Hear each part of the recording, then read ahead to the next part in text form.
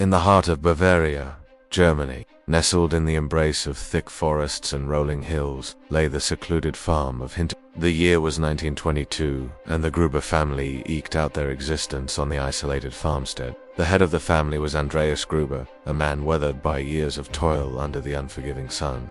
His wife Cecilia was a woman whose face bore the etchings of a life deeply rooted in tradition. Their daughter, Victoria, was a young woman who seemed to be burdened by a melancholic air, a stark contrast to the vibrant youth she once was. Adding to the somber atmosphere was Victoria's mother, a recent widow who had sought refuge in her sister's home. Together with her son, little Caesar, and young Joseph, they formed a close-knit, if somewhat somber family unit. But life at Hinterkaifeck was not just about familial bonds. There was an undercurrent of strangeness that pervaded the quiet routine of the farm. Neighbors and villagers often spoke in hushed tones about the unsettling happenings at the farm. Footsteps in the snow leading up to the house but never away. Unexplainable voices echoing from the attic, and objects that vanished only to reappear in the most peculiar of places. These weren't just stories meant to scare children, but were genuine accounts that added an eerie layer to the already somber life at Hinterkaifeck. Then came the fateful night of March 31st, 1922.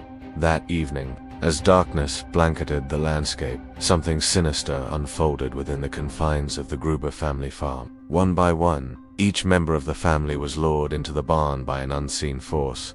Their day had started off normally enough. They woke up early, tending to their chores and preparing for the day ahead. Yet, as the hours passed, a sense of dread began to creep over the farm. A premonition of danger hung heavy in the air, though none could have guessed just how accurate their fears would turn out to be. Each family member was coaxed into the barn, under the pretense of some pressing matter. First, it was Andreas, the stoic patriarch, followed by his wife Cecilia. Then came their daughter, Victoria, along with her young children, little Cecilia and Joseph. But once inside, their mundane tasks turned into a nightmare. An unknown assailant attacked each of them with a mattock, a heavy farm implement. The victims were struck one by one, their cries for help echoing in the dimly lit barn. The motive behind this gruesome massacre remains a mystery to this day. What drove the killer to take the lives of these innocent people will forever be a dark enigma. After committing the heinous act, the killer left the bodies where they lay, concealed beneath hay in the barn. For days, the killer stayed in the house, tending to daily chores, raising smoke from the chimney and even feeding the animals as if nothing had transpired. It was as if the horror of the previous night was a figment of everyone's imagination. However, when food began to run low, the killer's true desperation became apparent. Neighbors, noticing the lack of smoke from the chimney, alerted the local authorities. When the police finally entered the farmhouse, they discovered the bodies of the 2 children and the maid in the house. A thorough search revealed the horrific truth. All 6 members of the Gruber family had been brutally murdered. The news of the Hinterkaifeck murders sent shockwaves through the small town of Nuremberg and beyond. The brutality of the crime and the lack of a clear motive made it all the more terrifying. To add to the enigma, the killer had meticulously concealed the bodies, leading investigators down a labyrinth of false trails. Despite extensive investigations, the case went cold, leaving behind a legacy of fear and unanswered questions. But the story doesn't end there. Almost 5 decades later, in 1971, a man purchased an old wooden chest at an estate auction in Munich. Little did he know that this seemingly ordinary antique held secrets that would rewrite history.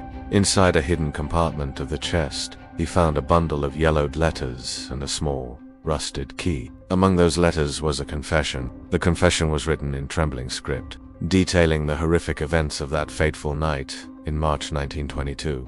The author, Lorenz Schlittenbauer, a neighbor who had been questioned in the original investigation, claimed to have been driven mad by jealousy and suspicion. He confessed to having killed the entire family, driven by his belief that baby Joseph was his own child. While the discovery of the confession brought a sense of closure to a decades-old mystery, it also raised new questions. Could the quiet, unassuming man who lived just a stone's throw away from the crime scene have been the perpetrator all along? Why did he wait almost 50 years to confess? And how did he manage to elude the authorities for so long? These questions may never be fully answered, leaving us to ponder the depths of human deceit and the fallibility of justice. Sometimes the past refuses to stay buried. Secrets lie dormant, waiting for their moment to resurface. When they do, they can shake us to our core challenging our understanding of history and human nature. The Hinterkaifeck murders remain a haunting reminder of the darkness that can lurk in the hearts of men and the lengths to which obsession and jealousy can drive a person. This has been Qissa Bytes. If you found this tale intriguing, subscribe for more such stories. Until next time, keep seeking the untold.